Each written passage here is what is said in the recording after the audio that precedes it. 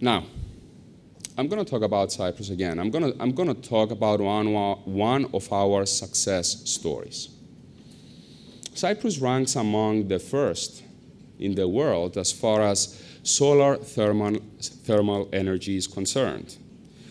Almost every house, we're talking about 92% of households in Cyprus, they have solar thermal collectors on top of their homes. If we consider that 25% of the energy in a house goes to water heating, you can imagine how much energy we can save through that, and only that. I've seen it here in Malta as well, but not to the density that we may see it in Cyprus. Yes, if anyone here is in urban planning and development and an architect, and say, oh my God, this is ugly. At least this is one of what one of my colleagues from Harvard University said when visited Cyprus. This is one of the refugee housing communities that was built right after the Turkish invasion of 1974. So that's why you see this sort of ugliness in quote unquote. Nevertheless, this is a tactic that we can enforce. It was inconceivable to me. It was being enforced so successfully since the time I was a kid that I couldn't even fathom the idea of a house being built without having one of those heat collectors on top of its roof. Now, obviously, with new technologies, we can hide those ugly structures of the tanks and so forth. So we have found ways to alleviate the architectural or aesthetic side of things. Solar, the sun, we have learned how to use it in other ways as well. Photovoltaics. We've done rather well. We've done so well in Cyprus in terms of convincing people, okay, that we do not have the money as government or governments to put our money where our mouth is. Basically, we promised, we convinced people, people applied, and now we cannot subsidize their schemes. This is still an expensive technology to use. Although it is there with us, and the technology itself is advancing, it's becoming cheaper. We are seeing new materials coming into play. We can use them in many different ways. We see here examples how people have incorporated solar PV modules in their window shutters and so forth, or in the faces of buildings. So it's something not to neglect. But money or budget is still an issue. Wind energy, well, Cyprus, despite the fact that it is an island, it doesn't have much useful wind. There have been studies. We have implemented wind parks at the larger scale, not at the housing unit scale.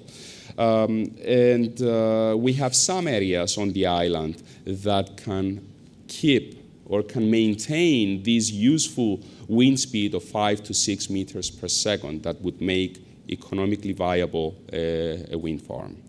So I'm not sure what the situation here may be, but it's something that we are moving towards, but we do not have that potential.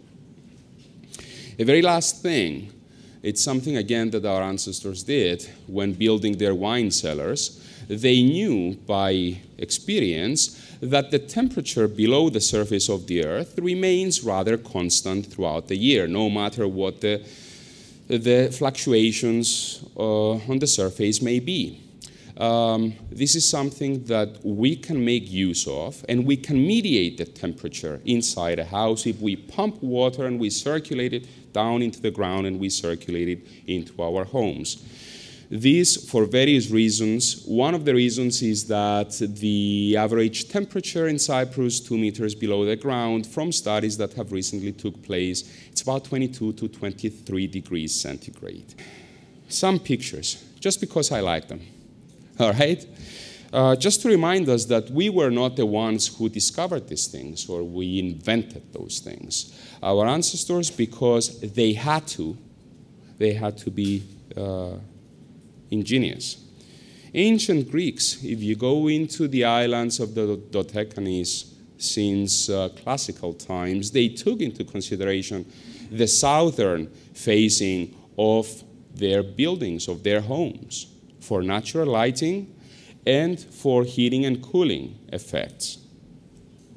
The Americas, the Native Americans, they used natural structures of the earth for cooling, all right? So it's us who forgot how to do things. It's, I don't know. Yeah, if you go to a nice village on the mountains in Cyprus, you're going to have a cup of coffee, you're going to play backgammon, you're going to drink the local wine, and you may even taste some grapes. People like the grapes, that's why they put them. However, what they did is shade their homes during summer and let the sun come in during the winter. Those were practices that came out of experience, not because people knew about sustainable development and EU 2020 strategies. If you go to Lebanon, I lived there for a few years, a wonderful place. One of the places there, they had their own Beit Din palace. They had their own air conditioning system. This very beautiful structure basically let a thin film of water flow on the side of the wall. And this created, through evaporation, a nice cooling effect into the room. And you can actually feel the difference in a very hot climate.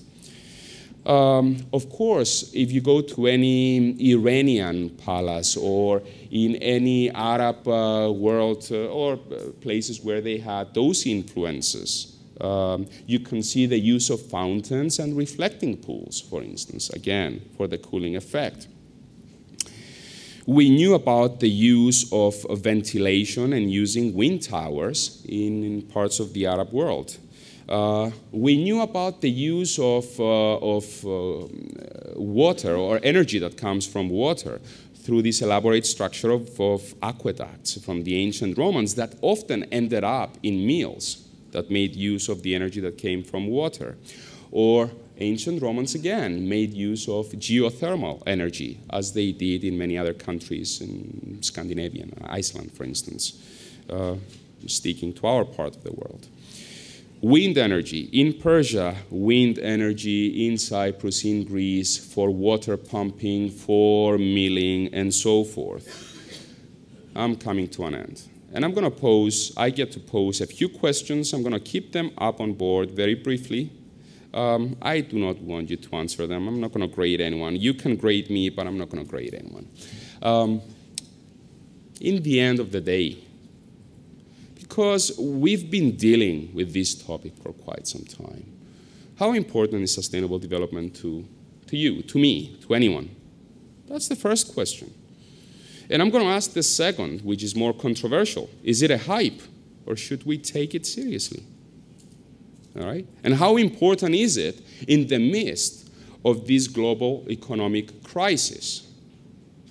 You know, how easy would it be for me right now to go and convince somebody in, I'm going to take the example, in Greece, to put a photovoltaic panel on the roof of their homes? I mean, those guys, they do not have eggs to throw at their politicians these days. They'd rather eat them, all right? So that is something to consider as well. And what is truly being done to promote those things in our countries and in our region? Like I said, in Cyprus, yes, we've convinced the people, okay? But right now, because of financial cutbacks, we do not have money to help subsidize those schemes that we were preaching about. And so forth, so forth. So I'm going to leave you with those things. The very last thing that I will put on the board, and I hope I haven't tired you, is my 2 reasons why sustainability and sustainable development is important to me. Their first day, well, his first day to school, all right, a couple of months ago. So having said that, the floor is yours.